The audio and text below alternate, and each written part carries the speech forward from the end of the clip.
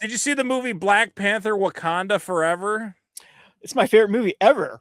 It's my favorite movie. Well, thankfully, somebody at Wizards saw that movie and they said, "What if we based 3 sets on that movie?"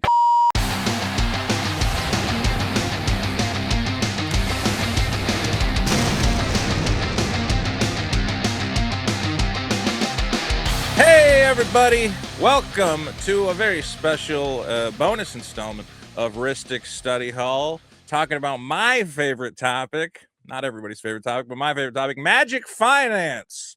The idea that all that stupid cardboard you've been collecting and meticulously organizing into binders and boxes is actually worth money. Isn't that exciting?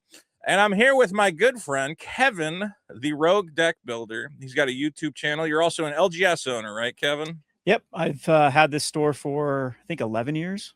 So Where is yeah. your shop, by It the is way? in little Richfield, Utah, which is in the middle of nowhere. So about 4 hours from Vegas, about 2.5 hours from Salt Lake. So But even being in the middle of nowhere, every LGS I talk to, every game shop owner, they're going, I can't keep anything on the shelves. People come in, they buy me out. I got my one buddy who owns a game store. He goes, people come in, they go, you're a dirty scalper. This isn't MSRP. And he goes, this is a 3-year-old product. I can't sell it to you at MSRP from 3 years ago. Do you have stuff just kind of flying off the shelves these days? yep. And speaking of like Salt Lake and Vegas, that's one of our pet peeves is they only come down for hot markets and then wine, try to buy me out of stuff. And then I'm like, Oh, do all no. the guys drive over from Vegas to try and Yep. clear you out? Because I know Vegas is a big hotspot for card games. That's actually, I went to MagicCon in Vegas a couple months ago. It's crazy how many card shops are operating out there. Well, here's where we're at with Magic is I've actually been buying cards from you for the past couple, like 3 or 4 years, because you have a little Patreon set up that lets people get stuff. You get good deals from your distributors and you pass them on to us. And over the past year or so, it just seems like the price on everything has been going up, and away. And I think now people are trying to figure out, is this the new normal where Magic cards is just this huge speculator market where you got to buy, you got to pre-order everything, you got to buy everything? Or are we in kind of a bubble? Like, should you wait? Should you go, maybe people are buying a little too quickly? Well, we're kind of in the both. Think Yeah. people don't remember where we came from. People forget that 2 years ago it was the exact opposite, where distributors were flooded. Wizard of the Coast was flooded with products. There was an Amazon dump every like 3 days where it would be under distributor cost. So stores couldn't even make any money. Distributors couldn't make any money. It was just everything was overprinted. And so I think that it's a combination of both an extremely hot market, a bubble. Like a lot of the Pokemon money is now going into Magic the Gathering. Yeah. And distributors haven't changed course. I think Wizards of the Coast hasn't really changed course. Like they will. They're going to, I think that the Hobbit, they're just going to print. But That's also something I've been worried about is I see, so the Hobbit's a good place to start. Let's talk about the Hobbit real quick, and I'll bring up the current Hobbit collector box price. Okay. Now, as you're talking about, and you're saying people forgot about where we were at. I think also part of the problem is people were not here. People were not yeah, here for the Amazon dump days. They came in with Final Fantasy and Lord of the Rings. They didn't live through the lean times where we went, oh God, nobody wants any of this. Midnight Hunt. What the hell is this crap? They think a collector box has always been $400, $500, $600. As of today, this is July 22nd. The cheapest collector box I'm seeing on TCG Player for the Hobbit set, which is not out yet, is at $877.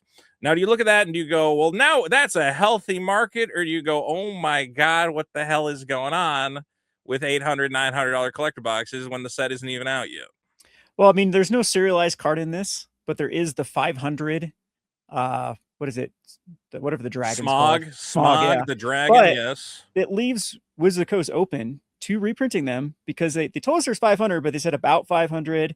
And they could always say, well, we just printed more. So now it's like they could give us actually the quote unquote pull rates that everyone's so obsessed with, because it doesn't bottleneck them like serialized cards do. So because there's no number attached to them. Reprinting collector product? Because I have they never made a statement.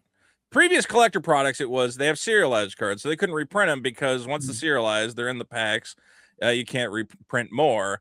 This you're saying would leave them open. I thought at some point though they had some sort of statement that says we don't reprint collector product, or at least that's been their So stance in the Wizard Coast past. they have no stance. They're always ambiguous with I mean, then they flip flop. So you can't ever Yeah, trust Wizards. I know there have been collectors that absolutely have been reprinted. Lost Caverns Ixalan, I believe, is one. That's like the most recent one. really, that They got were a reprint. Oh yeah, yep. It got Confirmed. a it Wow. again. We have this like lingo of reprint versus maybe they held back a massive stock and reintroduced in the market. But yeah, it happened with LCI, where all of a sudden mysterious amounts of products came back onto the market. Well, we had And a recent situation where people won collector boxes of Strixhaven, I believe it was, and Wizards said, actually, we're going to give you guys Wild of Eldraine collector boxes. And we yeah, said, where that's the fuck did you guys get a bunch of Wild of Eldraine collector boxes? Are you just sitting on this stuff? So they used to. Wizard Coast used to hold back a lot of product. They mainly did it for events. And then yeah. they got rid of that policy. That's why the mystery boosters came in, because then they're like, okay, instead of these chaos drafts, we can use mystery boosters. But again, that's the one consistent thing with Wizard Coast is they're inconsistent. So I mean, speaking of, we go into Lord of the Rings topic here. I think Lord of the Rings still is the second most sold set Behind Final Fantasy, yeah. And if you remember collector boosters during that time period did not budge. They were at distro cost. And that was the problem with, if you remember the holiday set specifically, no one wanted the holiday set. It was terrible. It was like, well, it wasn't terrible. It was like, we never knew when it was going to end, when this printing was just going to stop. It seemed like it was just the endless. Well, it was also the first time we had never seen a collector box and then another round of collector box. I think in everybody's head, we said, oh, well, the market's just going to be so full of Lord of the Rings that none of these singles are going to hold any value. Nobody was thinking about, no, there's not actually that many of those posters, and the serialized stuff went absolutely nuts.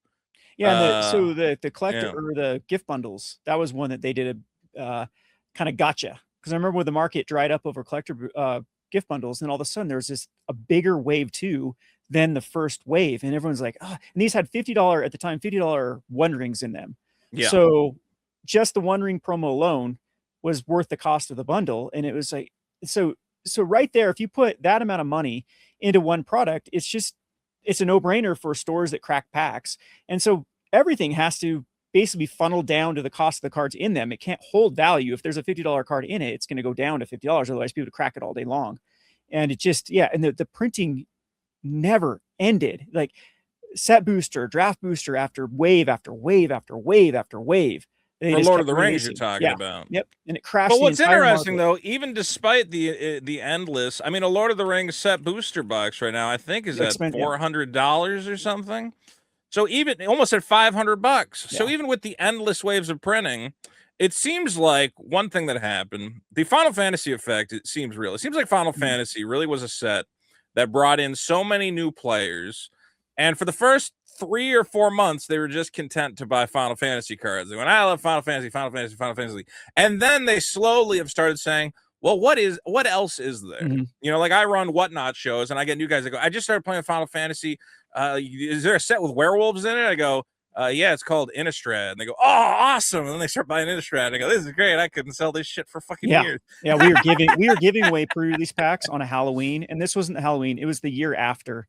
So distributors are still so loaded with Innistrad and so Crimson Vow and Midnight Hunt. We were doing free pre-release kits for just people showing up, because I was getting them for the like $6 for an entire pre-release kit. For a pre-release kit for $6.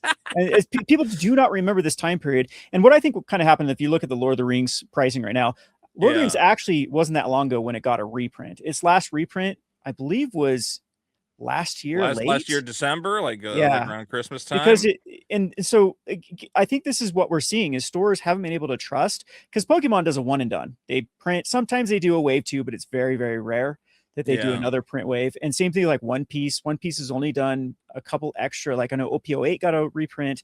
I know we have the OP13 that got a reprint, and all that kind of. Yeah, I mean, everything's getting reprinted upside down with it's just, the thing is with Pokemon, it's the classic problem of the guys buy the box, they don't open it, everybody who buys Pokemon seems to keep the boxes sealed, store them in a closet, so singles never get onto the market, and the ones that do get bought up Although it's like, it's so confusing when you look at like the PSA numbers on like a Mega Charizard, and it'll be like there's 40,000 PSA 10s, and you go, how is this card worth even $1 compared to Magic, where I look up like the number of PSA 10s for a Sephiroth, and there's something like 200 Yeah. of them. Yeah, exactly. Yeah. But still, that the whole trust issue with Wizards, like take Lord of the Rings for example, when it got that reprint, is that was already old at that time. It was a couple of years old, and they decided, okay, we're going to reprint set boosters and drop boosters again. And so stores don't want to keep any in inventory. Distributors don't want to keep any in inventory. And so I think this last bull market snuck up on everybody. Nobody had product, and so the market wasn't ready for this, and that's why we're seeing the $500 prices. And Yeah, I now, remember for a while people just dumping. Like for a while, I was buying Lost Caverns set booster boxes at like $120.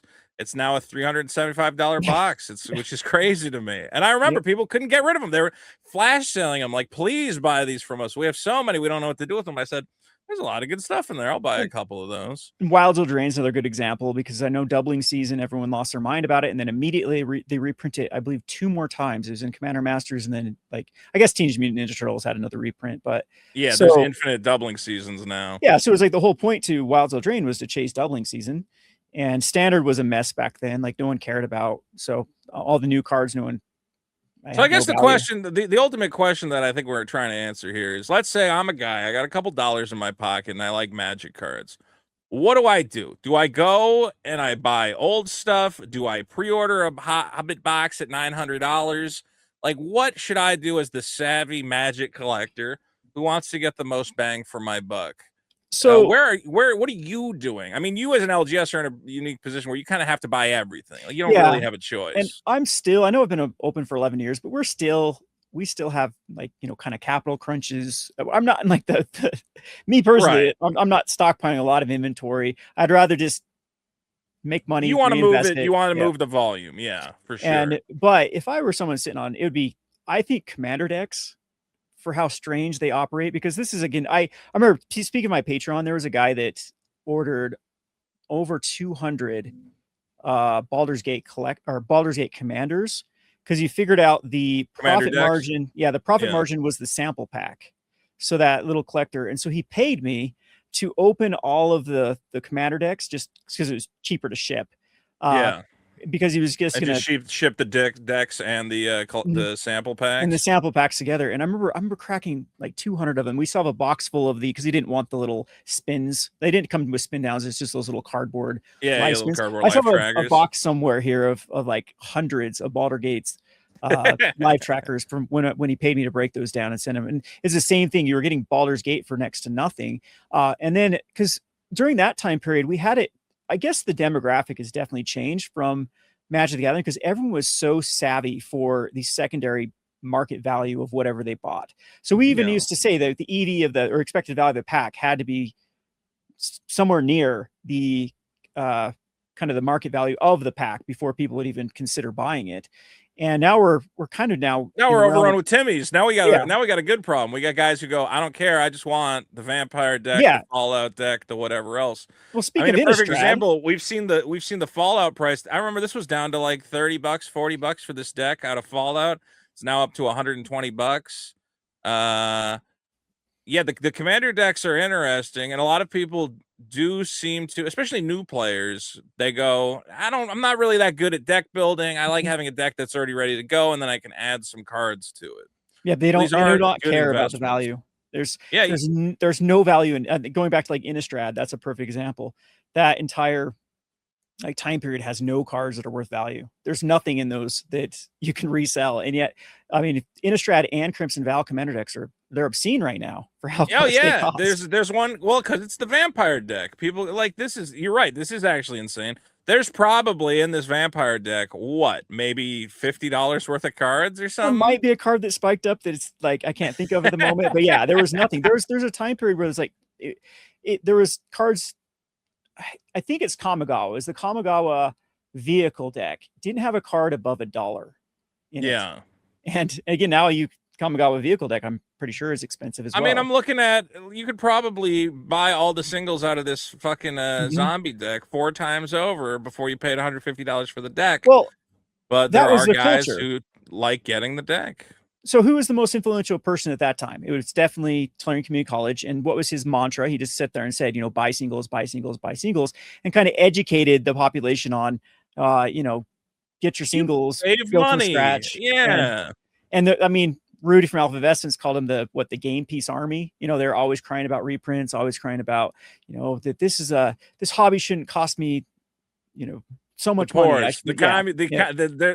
I hate to I always say, why do you, because Wizards used to do a lot of stuff with Tulane Community College, and I think they finally shied away when they went, all this guy does is tell people not to buy our products. That's the only thing he says. He goes, it's not worth it, don't buy it.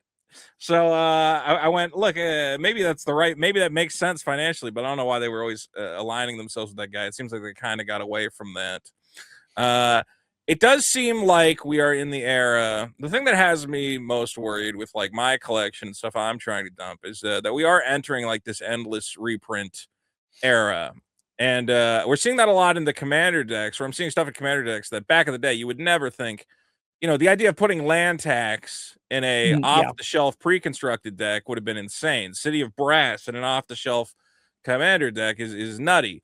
So my strategy for getting rid of parts of my collection is I go, unless it's some weirdo premium treatment, if it's like a full art, crazoid foil, some raised nonsense or exclusive art, I'll hold on to that. But if it's just a City of Brass and like a regular frame, I'm going dump it. If it's a commander land in a regular frame, dump it. I think that stuff we're seeing in Star Trek. All the Shocklands are getting their 18th printing in like a year.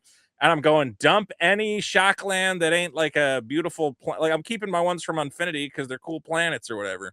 But any regular normal Shockland, dump it. That seems to be my strategy. I don't know if you agree. Yeah, well, yeah. I mean, look at commander decks. They've destroyed the value of the check lands. Those used to be like $5 to $10 a piece. Yeah, $5-6 at the now they're now they're 50 cents. Yeah. Yep. Even temples. I remember Scry lands were like $1, and now it's like, oh, I don't want that as a nickel. Get that shit out of here.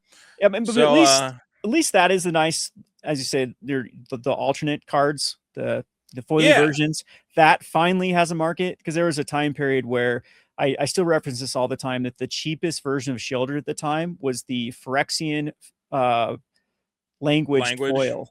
The foil Phyrexian language, because again, at the time, the market was, people that played Magic, they would go to buy a card for utility. I'm the person that screams utility all day long because I think it's important. So they'd go into like TCG Player and buy the normal copy first, assuming it would be the cheapest, and no one would be even looking for the foil, like all these other options. And then those prices kind of snuck up. And so some of the things we've seen in the past few years, now they got rid of like pre-release stamps, but before they did, the most expensive cards now are the little pre-release stamp versions of the cards. It used to didn't even have a multiplier. They would be the exact same price as a normal.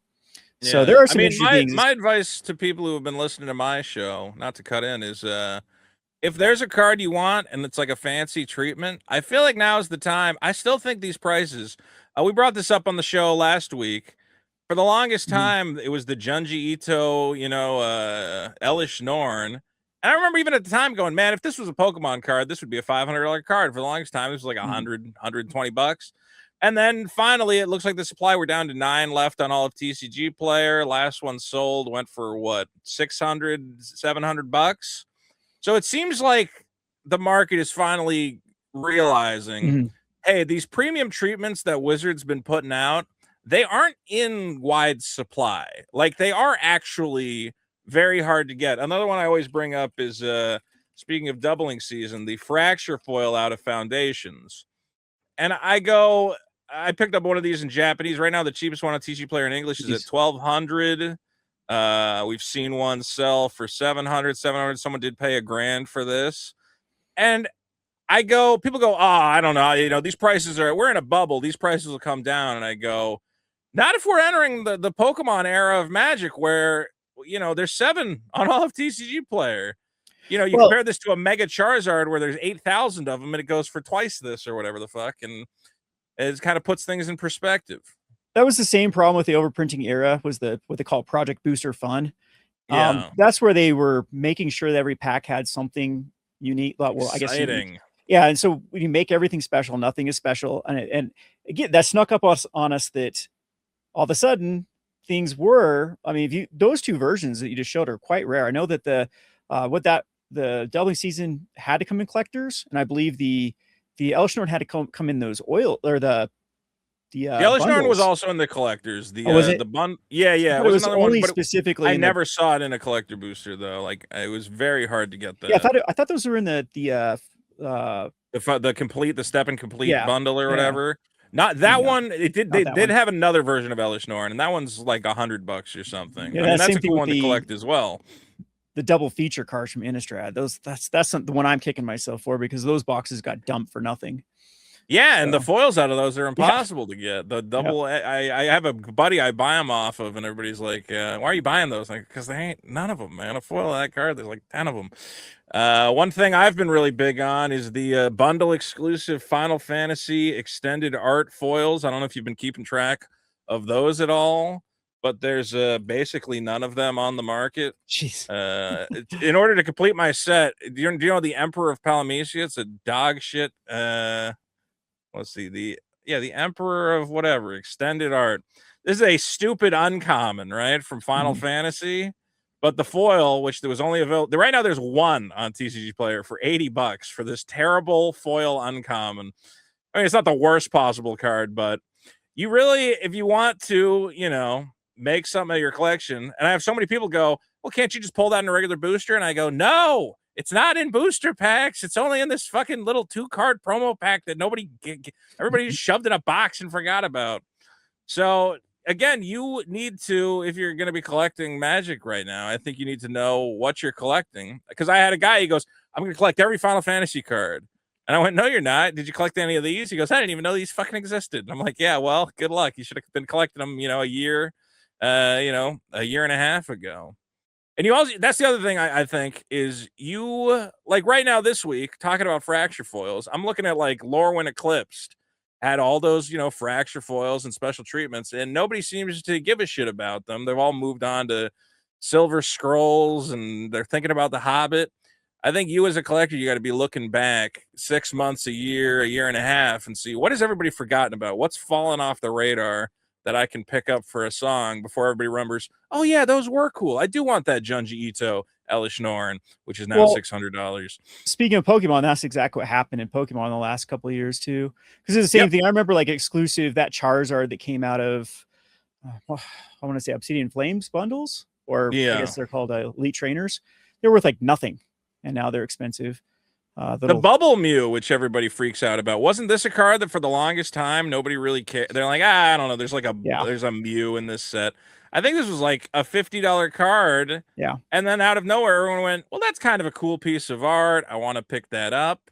And I think we're seeing that more and more with Magic. A card gets rediscovered by the community and they go, wow, that's a really cool version of that card, or that has really cool art. And I think you're going to start seeing those prices keep, picking up the way Pokemon does. Yeah, well, it shows too that, I mean, that's kind of the Pokemon effect, that Magic now is collectible, and that's been missing for a long time. So see if Wizards can actually retain that. Hopefully their secret layers don't ruin it, or they go back to their 2023 Project Booster Fund and start just flooding the market with 1 million. Well, they've also been trying real hard to find the most unattractive, ugly, like stupid cards where you go, guys, like even with the Hobbit, I'm looking at some of the cards from the Hobbit and I'm going, did you see the new Delighted Halfling? And I'm like, guys, can't you just tell the artist, hey, I don't think you nailed it. Maybe go back to the drawing board on this one. Okay. She looks like, what's that fucking movie with that kid who's got like the mask or some shit? I go, oh, okay. I'm actually happy that this Delighted Halfling looks terrible, because I'm like, all right, all my LOTR original Delighted Halflings will hold value. I don't think anyone wants Grumpus Crumpus here. And that's been one of the problems that I have with Magic, is I go, you guys, you're in a position to print money. You saw it with Final Fantasy. The Final Fantasy cards were gorgeous. Everybody and their brother wanted to collect Surge foils.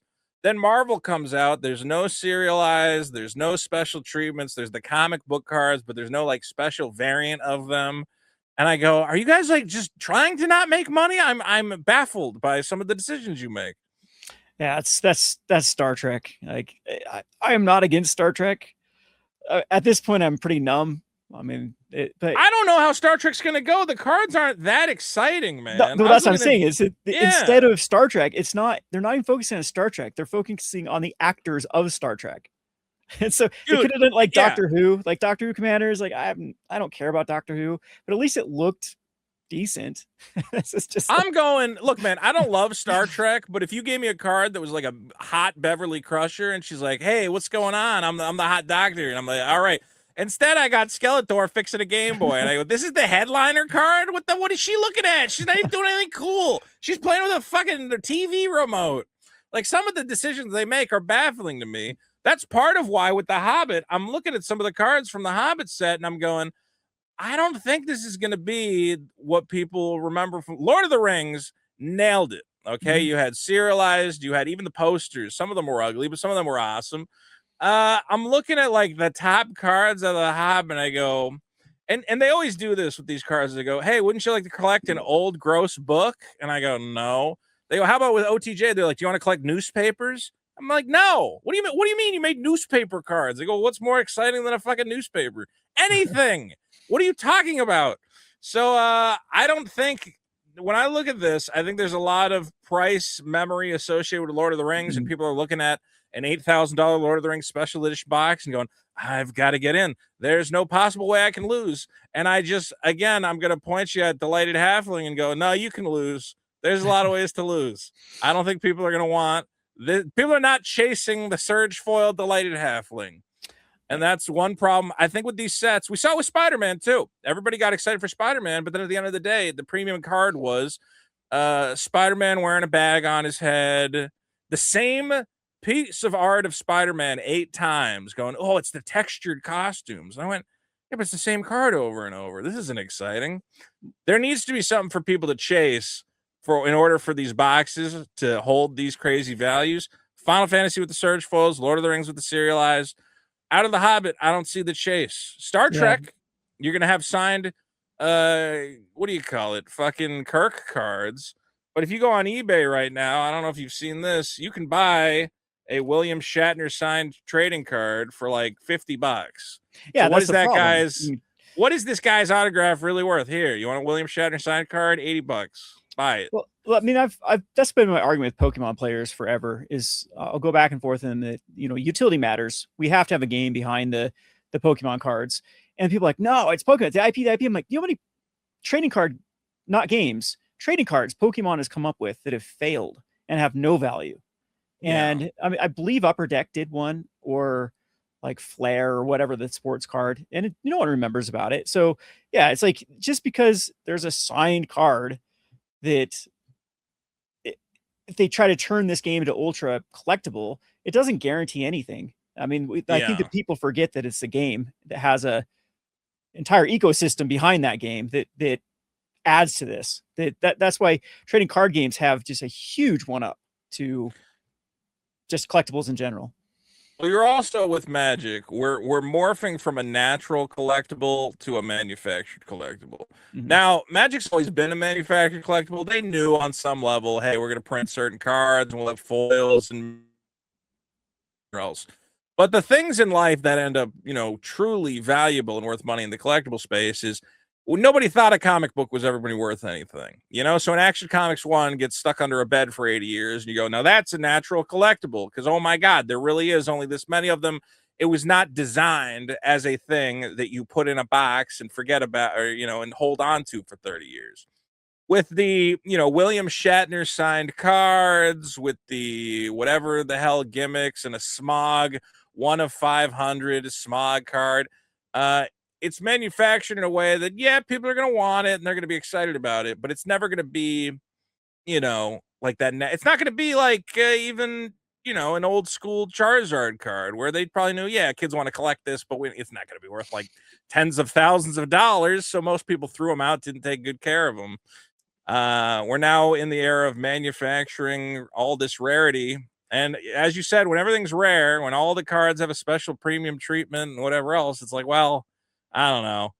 I think at a certain point, you're going to run into what the sports card world ran into, which is, once everybody has a 101 LeBron James, what the fuck is the point of a 1-of-1 LeBron James? It's like, well, I think we all have a 1-of-1. It's not special anymore. Well, sports cards are even worse, because what happens with sports cards is, unless you're the first, like you said, like a Hank Aaron, or all these, I remember, because I collected baseball cards when I was younger, and all these, I have know nothing about baseball now, but that era, I can tell you who were the, Frank Thomas, Ken Griffey Jr., Cal Ripken, all these guys were superstars. But now, if you go back and compare them to like these newer decades, they weren't anything special and they weren't first. So all those cards have tanked because there's another guy at this point. And Yeah, no one's around that cares to collect them because they're not. I remember the Ken Griffey Jr. card was the biggest thing in the world, and it held some value, but a lot of people thought, oh my God, if I hold on to this Ken Griffey Jr. card, it's going to be $1 million. I don't know what a Ken Griffey Jr. goes for now, like 100 maybe, if it's in like perfect PSA 10 condition. Look, it's interesting to see, and Magic is interesting because of all the games, Magic is the one that people actually play. Pokemon, you go, oh, I'm putting in a case because I'm never going to play with it. Even Yu-Gi-Oh, I think people go, no, I just want to lock it up in a Lucite. With Magic, we do have cards that we want to play with, and the playability of those cards does impact. I mean, a good example is Yish Tola out of Final Fantasy. When you think of the best possible, your favorite Final Fantasy characters, I go, who the fuck is the cat lady? And they go, she's from the online game. I go, who? I know people like it, but it's not the Cloud that's the most expensive one. It's the one that's like the best commander. So you do have to kind of think about that when you're looking for which cards you want to pick up and why. Which is why that Captain Kirk card they just spoiled. I went, this card doesn't seem that good. Captain Kirk should have been a way more powerful creature. I don't know how that's going to end up. So I guess, would you, if people came to you and they said, hey, I got $1,000 to spend, should I invest it in Star Trek cards or what? I mean, what am I looking to buy with my $1,000? Again, I still like undervalued commander decks. Like Lorwyn looks good. Edge of Eternities and Lorwyn look really good right now. You don't get worried about reprints with those? No, because they did so poorly that I doubt that Wizard of the Coast will actually reprint them like they did Lost Caverns, or going back to the reference of Innistrad, Crimson Vow and Midnight Hunt. The whole thing is the price you could have got into them. Back to Baldur's Gate, then when I didn't think I finished my example of that one. Those are expensive commanders, and I still remember breaking them down for pieces for a $5 profit margin on the little sample pack. So those are the type of products I personally like to take on, because what's the odds that a new Capenna collector box is going to go from $70 that it was being dumped on Amazon for to at least going to $210, which is a good 3x compared to like a Hobbit now going from $900 to $2,700.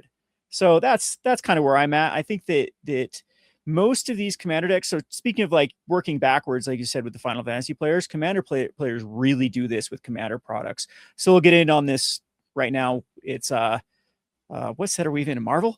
They get in Marvel. Yeah, we're in Marvel. And they're like, I built this deck. I'm gonna try another deck. What's another one? And they'll go back and they'll like, oh, this one looks cool. Isn't there one that has like a bunch of connive? So it's bringing that deck has gone up in value. I think it was a Doctor Who one maybe that had a bunch of connive creatures, which fits into the villain theme out of Marvel. Yeah. So yeah, people will buy a deck to jam it together with the new deck.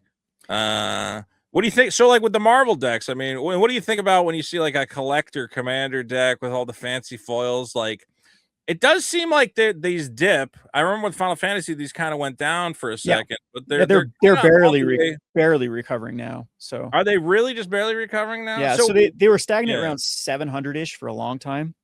And the problem with those particular ones is most stores did get, they were very rare for stores to get. Distributors were very greedy with them. So the ones I remember picking up were around $700 from distributors. So I've been sitting on these. Yeah. And so, I'm barely breaking even right now. And they did dip down. Yeah. Like I said, they dipped all the way down to like 600 for the set and now are kind of getting back to your break even point at 700. So the problem with these is I don't think there's anything unique about them. That's the issue. I think that you can get all the cards. Oh, you mean like you can get the regular version of the cards in the regular decks? Well, even the foil versions, right? Like the foil versions you can find in collectors, and so there's nothing like inherently unique about this product. The Surge foils out of here will only be found in these decks. I know that. Yeah, that makes it a lot more interesting. Yeah, the Surge foil and the ones that are good, because out of the Cloud deck there's a Surge foil Skull Clamp. that has very cool art. There's a Surge foil, I believe it's Swiftfoot boots, which has Tifa's feet, which, as we all know, is the most important thing in all of Magic is Tifa's feet. There's my treasure token there. So there are yes some unique cards that cannot be found in the collector boosters. So Well, I think the price on these might actually hold across time. Actually, yeah, and we'll go look at Fallout collectors. That's a good example. Yeah, well, those So are coming up like they're crazy. insanely. So it's the commander decks, yeah. Yeah.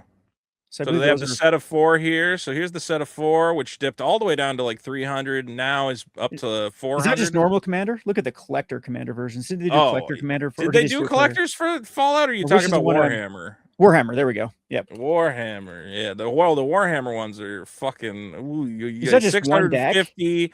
Yeah, 650 for Necron Dynasties, 350 for Ruinous Powers. I mean, there are some. What's crazy about these is they never had any packs. So some of the cards that are in here, you can only get them out of these decks, and some of the singles are like absolutely nutso. Yeah, and this is a product too that had multiple ways. That's what made the market very squeamish. Yeah, with these, because they did a switcheroo of these collectors. So I remember the collectors were very expensive because we were coming out of like another bubble at this time period when they released Warhammer, and then the market crashed for sure right after. And this was the product that got hit the worst, is these collector commanders, and they were all the way, I believe they're all the way down to like $275 for a set of collectors, not just even the normal ones.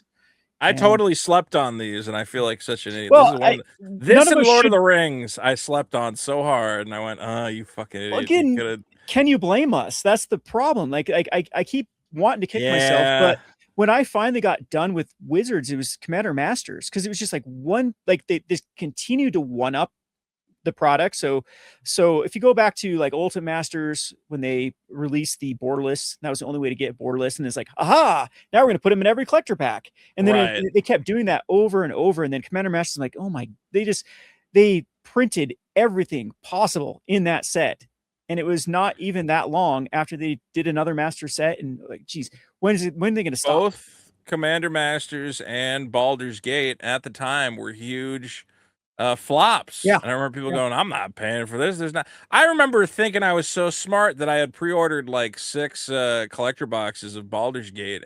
And then I saw what was in it. I said, the best rares are some big old stupid dragons. Nobody's gonna want that. They don't have protection from anything. And now people are paying like $100 for a copper dragon. I still don't get it. I go, it's just a big dragon. There's a lot of big fucking dragons. What are you paying $100 for that fucking thing? But here's the thing is that, and I don't even think Wizards saw this coming. Again, the injection of new players seems to have driven up the price on that old product. Back when I was buying Dominaria Remastered boxes at $200 for the collectors, I'm like, well, I just want a stack of Force of Wills and Vampiric Tutors. This is great for me. And then new players showed up and they said, I want to collect all the most powerful Magic cards. What set has the most powerful Magic cards? You go, well, Commander Masters and Dominaria Remastered, and there's a bunch of, crazy stuff in there. We've had this injection, for good or for bad, we've had this injection of, and I hate to use this word disparagingly, the Timmies. The Timmies come in and they go, I want all the stuff. I want the big dragons. I want the big swords. And they are driving up the price of the old product. And Wizards also seems to not want to do more remastered product. It seems like when they do reprints, they want it to be these Universes Beyond or bonus sheet type things. Yeah, I think they claim that Commander Masters was the end of Masters. I mean, I doubt it. I mean, they've said that so many times about other products, but yeah. I think the one takeaway though that I do, they are doing more one and dones for sure, and I think that Wizards has more faith in their upcoming products that they've learned from Pokemon. That if they just focus on new products, it cleans out the old products and actually lets their new products eventually sell through. And so, I mean, Wizards used to have this, printed in the ground policy. Wherever they could make a buck, they could. Going back to Dominaria Remastered, that's perfect. They were printing so many things at that time period. That came out like the same time as the like Brothers War, right? Like that's right before Brothers War, I think. Yeah. So again, I'm kicking myself for Brothers War. That was one of the best sets, collectors especially. Yeah. Like people actually like those schematic cards. They're actually cool. They're awesome. And if you I get a remember the serialized, time. you're a happy boy. Yeah, no one even cared about the serialized at that time because it's the same thing. It was like, oh, they're just doing serialized and everything going forward. And Yeah. I don't blame anyone for being squeamish. I was squeamish myself. I mean, we liquidated a lot of stuff at that time period because we were sick of seeing. I remember like Zach, my business partner, we have everything on like TC Player of how much it's worth. We'd watch it go, lose $10,000 a month of because of reprint after reprint after reprint, destroying it. And so one of the things that we've ran this really tight operation here. So our kind of golden ticket out was that everything historically appreciated in value. So when we were ready to basically sell off, we'd have this huge war chest that, and then we're watching that just dwindle every, like during the 2022 through 2024 era, like dwindle every and then there was a time period too where we hit a decline of how much it would cost to own every Magic card. And so it like hit a peak into 2021 or 2022. And then even accounting for the new cards that came in, it would have cost less to own one of every Magic card ever printed. And so during that time period. Yeah, and it should go up because new cards being printed. Because new subs are coming out. And we're like, oh man, everything overall is going down. I don't blame people for getting squeamish. I think that Wizards of the Coast got extremely lucky. They did some good moves finally of not letting like Cynthia Williams and Chris Cox run the show completely and getting rid of the dumb fire and Project Booster Fund nonsense where, it is that fine line you have to walk between we are a collectible. I mean, it is called collectible card game or trading card game. And we are, we have a game that has to have cards that people can have accessible. So I think as much as I hate giving credit where credit's due, I think Wizards of the Coast has actually done a good job in 2025. They've haven't reprinted everything. I mean, look, like the Wilds of Drain. They're being restrained. Yeah. Yep. Well, the other reason though, I think that we don't have to worry so much about like endless reprints is everybody and their brother is printing trading cards right now, and the printers are just, if you want printer time, it seems like it's like, hey, get in line, buddy. So I think when Wizards wants to print something, it's not like they can just go to a printer and go, hey, rattle us off another 100,000 Wilds of Eldraine boxes. They're going to be like, well, you're in the back of the queue behind Riftbound, behind, Tops, behind whatever else. So, and also with the amount of products they're putting out, like they're going, well, if we have this time at the printer, we're going to spend it printing the new thing rather than printing.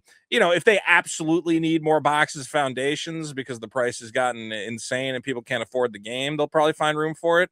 I'm sure we'll get a Final Fantasy reprint coming around, but like I would not anticipate like another Lord of the Rings reprint or anything like that. Not with the Hobbit. Like they did reprint the Commander decks recently though for Lord of the Rings. Yeah, there was rumors that Set was back on the table, but I haven't seen anything. So I mean, would it even be necessary? I mean, I guess it's free money for them to print Set, but it seems like it's free money for them to just print a shit ton of Hobbits as well. They've realized that was my point. They've realized they don't need the they don't have to capitalize on old stuff. They can just print the new thing and make the same amount of money they would have made anyway.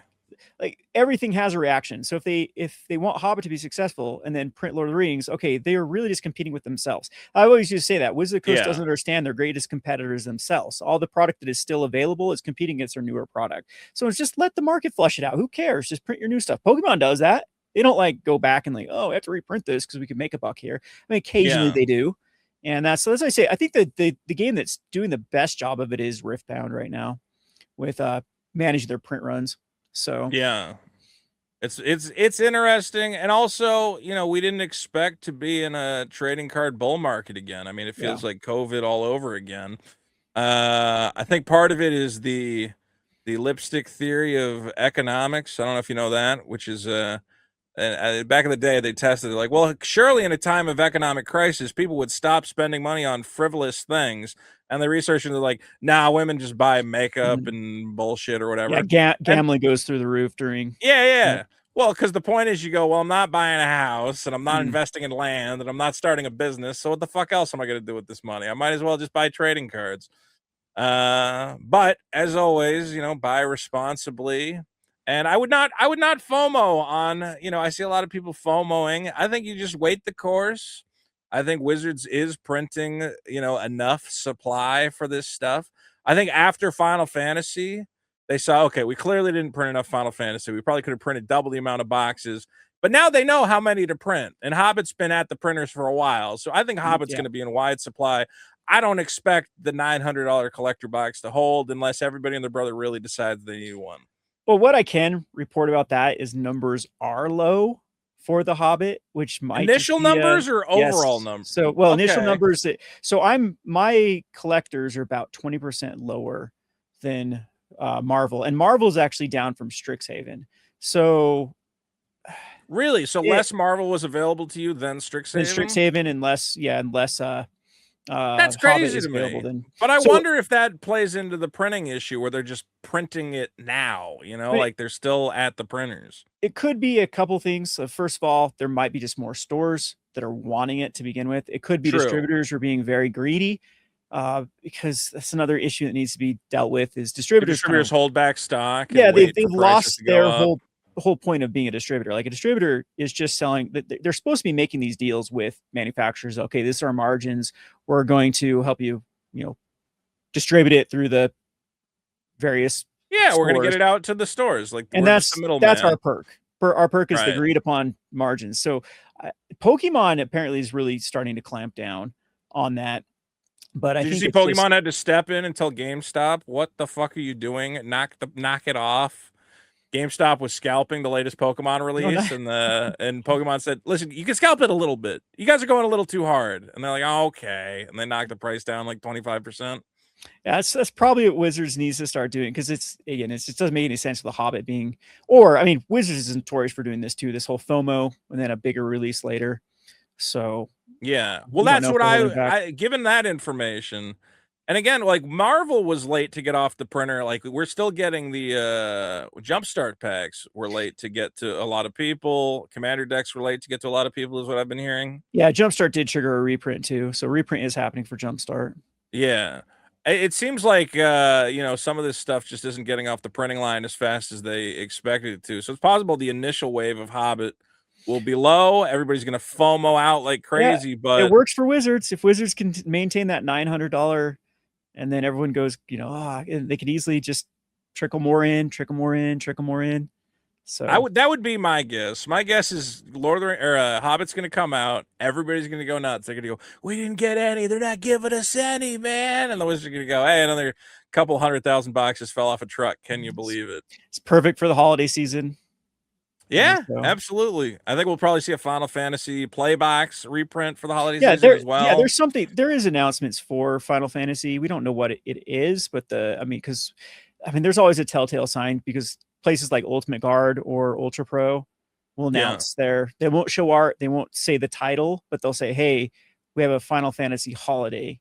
And that is confirmed. There's Final So there's Fantasy gonna be some holiday product for holiday Final something. Yeah, Fantasy. because there's all the sleeves and everything that's already been announced. I think the art for most of them are out now Oh too. god, if they do a holiday special edition collector box, I'm gonna be Yeah, that's for gonna be nuts. I Final really hope Fantasy. they fucking don't, because that's gonna make the price of my regular boxes go down. But if they did like another Chocobo bundle type thing, that was hugely successful, and that's a perfect thing. Obviously, I think we'll get a Final Fantasy 2 set after that wild success.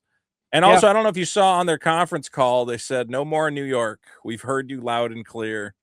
They said, "Moving forward, universes beyond. We hear people don't want to be in New York for all the sets. We're going to kind of look at more kind of fantasy stuff and what's in line with our product." I went, "Hey, complaining actually works. where's the Let's Soul Stones? You got to finish the Soul Stone cycle, yeah, well, right? they're gonna finish all the Marvel crap. Can't wait for what, 4 more fucking Marvel sets to get through all it. Yeah. 3 more sets, and then I'm done with What do they have Marvel. left? X-Men? They're gonna do X-Men. They're gonna do a cosmic one, which will be your Guardians of the Oh yeah. Galaxy, and then I think your last one will be like the War of the. Well, actually, they might do 6. So they might do one more, which would be like your guys on the ground, your Daredevil, your Punisher, your Marvel Knights or whatever, and then you could do a 6th set, which is where you reprint all the stones finally. And you go, it's the War of the Stones. The stones. Everyone has to fight Thanos. The war. I think that's maybe what they will do. I think the Marvel fatigue is going to set in. I don't know how many people are going to go, "Oh, another fucking Marvel set. God damn."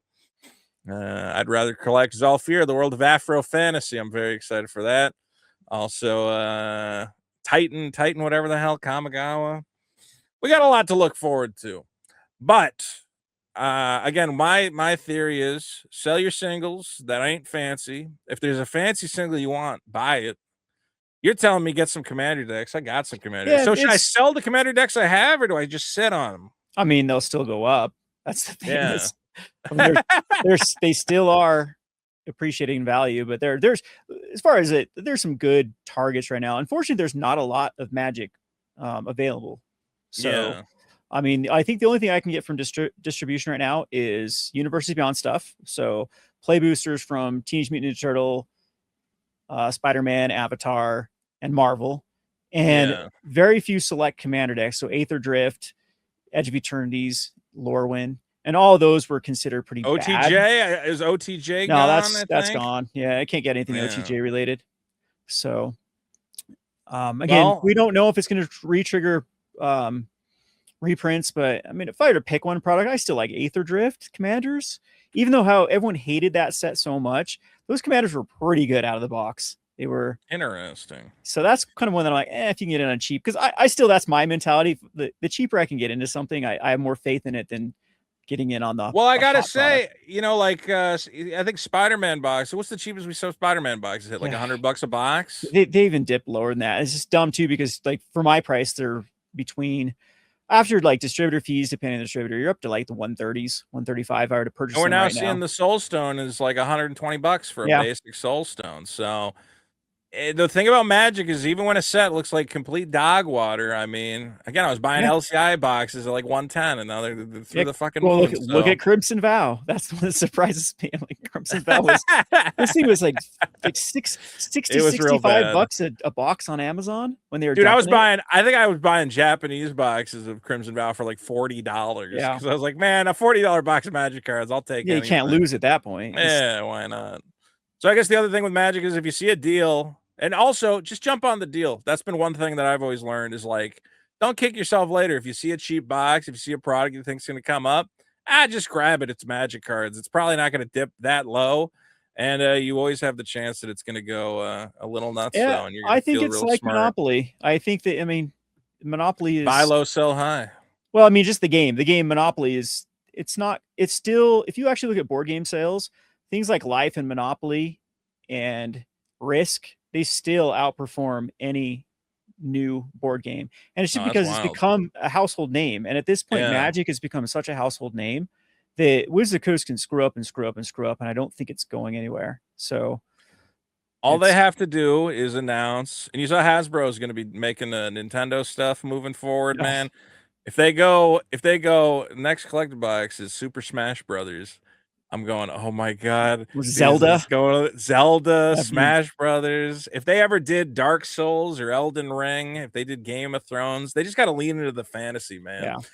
I mean, even as a guy who likes TMNT, I looked through that set and I went, oh, this don't fit. The same here. That was my childhood. I'm like, I like the TMNT, but I went, dude, if you're going to do TMNT, like, you got to fit them into Magic a little bit. You can't just have them going, ooh, pizza. They even put like little kid fucking 80s cartoon cards, like baby Raphael eating pizza. And I go, guys, stop trying to be funny. That's another thing that Wizards needs to do.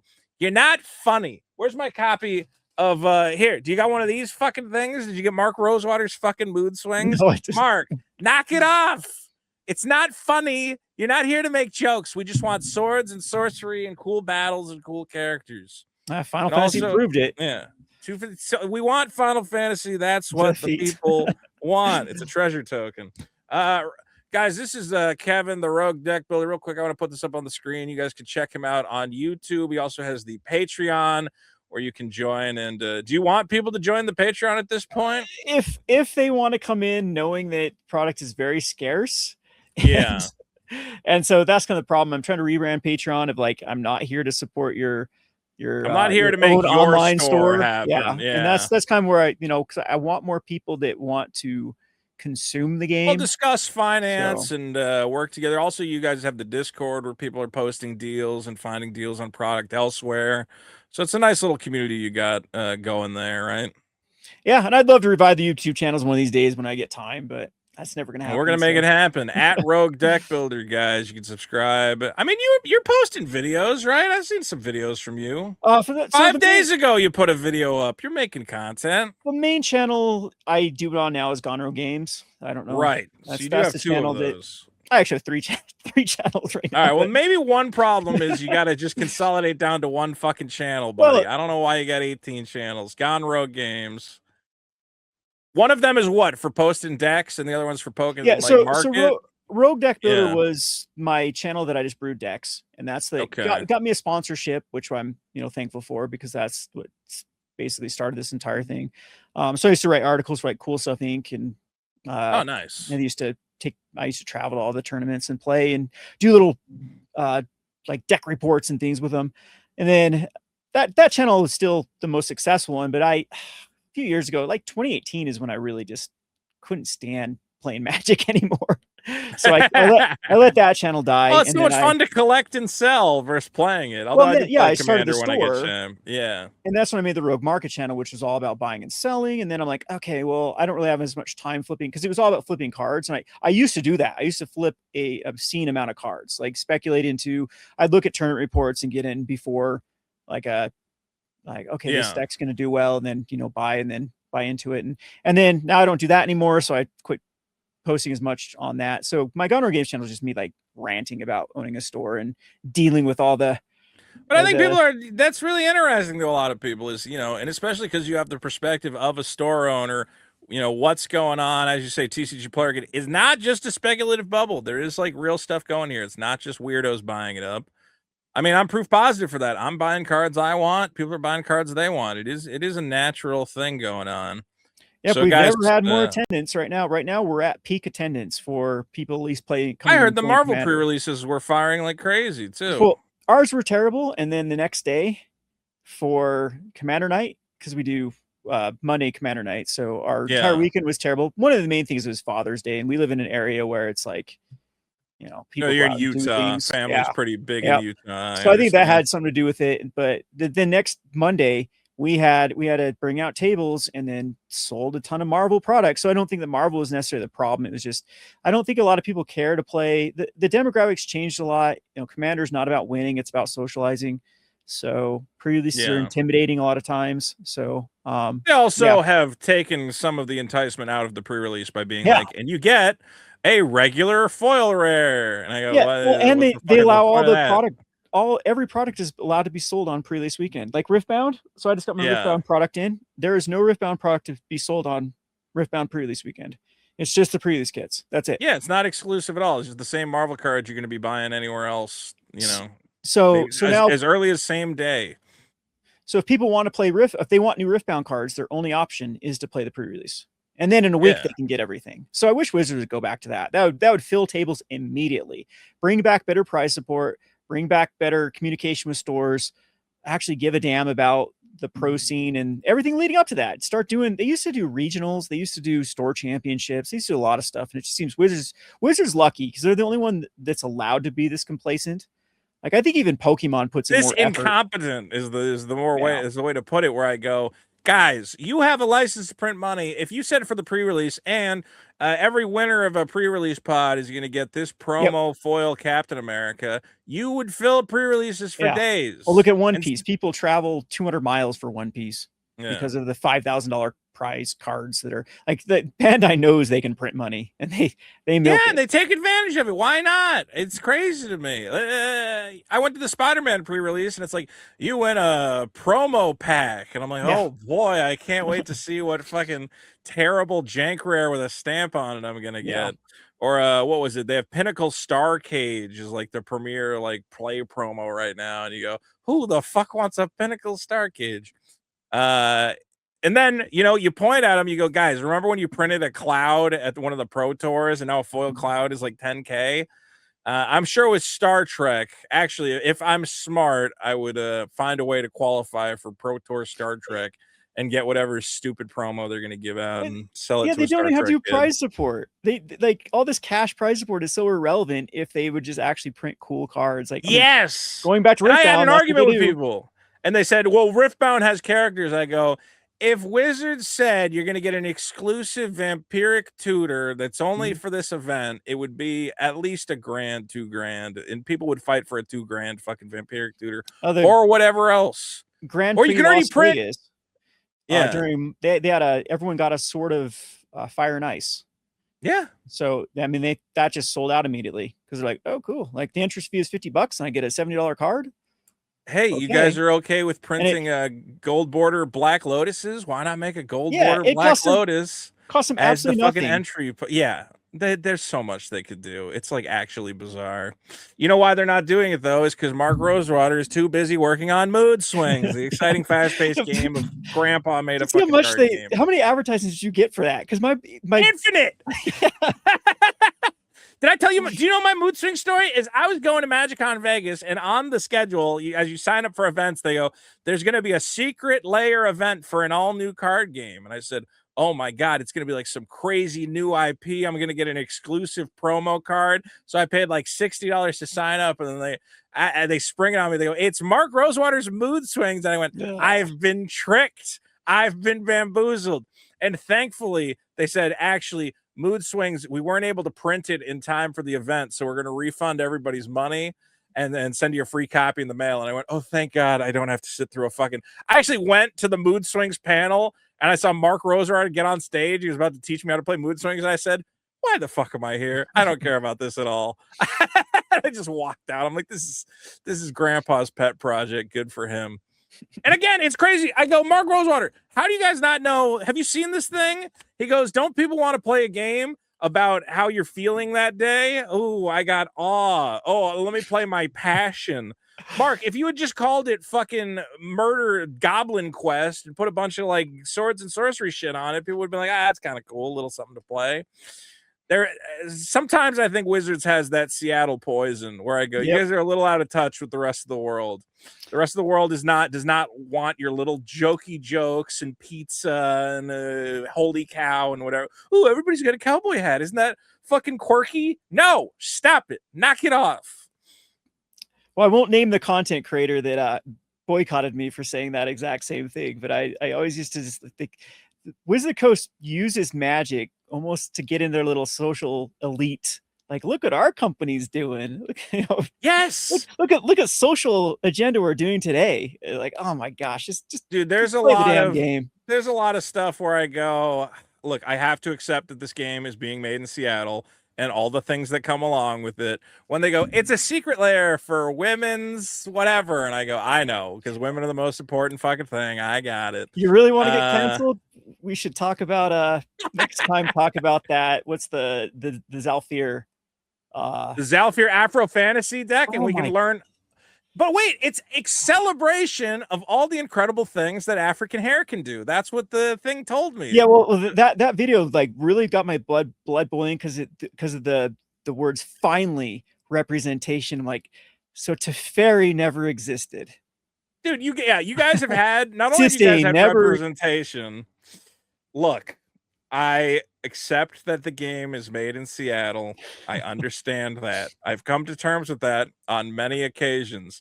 It does feel Zalfir, I went, wow, it feels like this set's coming out 10 years ago. I thought we were like past the hey, we have to put everybody in everything era where it's just like, nah, you can just make cool stuff, and if black guys show up on it, that's awesome too. Like, no, this is the Black Panther set. It's very important that we go to the realm of Black Panther. Actually, I don't know if you saw this, but did you see that all 3 of the sets coming out next year are all Black Panther themed? I have not seen that. Here, I'll show you. Did you see the movie? Did you see the movie Black Panther: Wakanda Forever? It's my favorite movie ever. It's my favorite movie. Well, thankfully, somebody at Wizards saw that movie and they said, "What if we based 3 sets on that movie?" So first we visit Namor in the Sunken Realm, and then Riri Williams, the Ironheart, will fight Titans in Kama Breach, and then finally we will visit the Black Panther Riri Williams or whatever her fucking name is, Shuri, in the realm of Zalfir. So next year it's all Black Panther all the time, and that's the bottom line, guys. Don't forget to subscribe to my buddy Gone Rogue Games, the Rogue Deck Builder. Check out his Patreon. Kevin, thanks so much for talking to me about the market, about what's going on in the world. You're a great creator, and I wish you much luck in the wars to come.